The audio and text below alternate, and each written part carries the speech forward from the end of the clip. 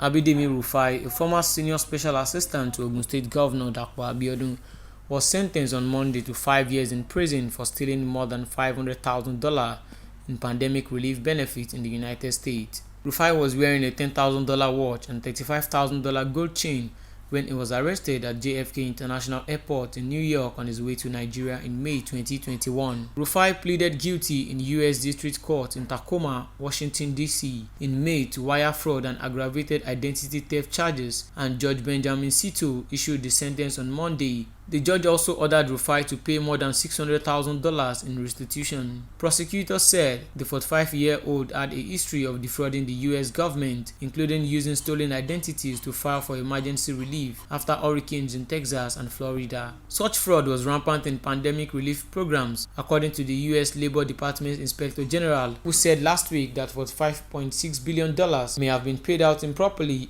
in unemployment insurance from March 2020 to April 2022. The Justice Department filed charges against dozens of people in Minnesota last week in connection with a $250 million fraud scheme that exploited a federally funded child nutrition program during the pandemic. Rufai of Lekki, Nigeria, has a master's degree and is politically connected in his home country. Prosecutors said he had purported to run a sports betting company since 2016. His finances were opaque, and his main source of income apparently was defrauding the U.S. government. He was known as a prolific political fundraiser, and in 2019, he ran unsuccessfully for Nigeria's National Assembly.